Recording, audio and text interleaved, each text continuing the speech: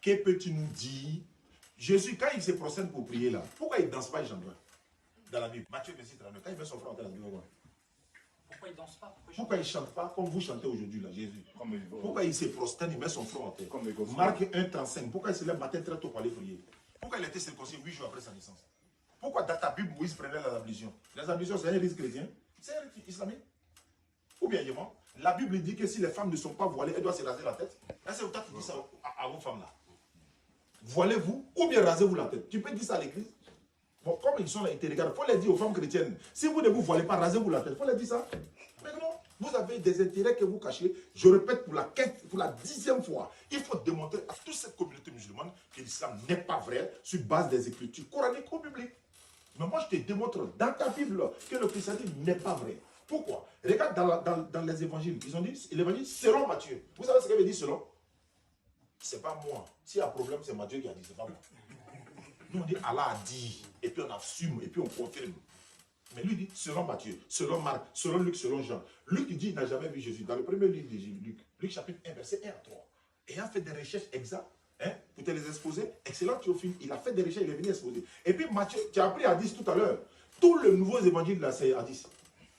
Nouveau Testament là, tout est à 10.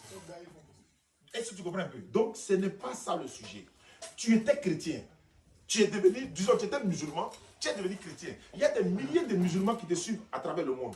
Prends le Coran, prends tout ce que tu veux, démontre-leur que l'islam n'est pas vrai. Je répète, le nom de ta Bible n'est pas dans ta Bible, le nom du Coran est dans le Coran.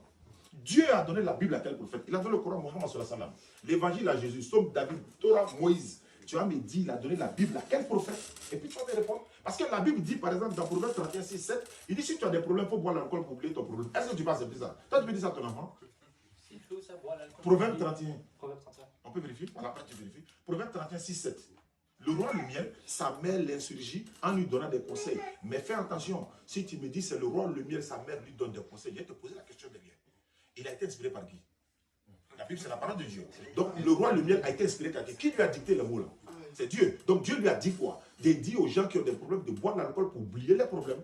Alors, il dit Inamal khamru wal maïsiro wal ansobu wal anzlamu regisun min amal shaitan. Faditani. Je m'arrête là.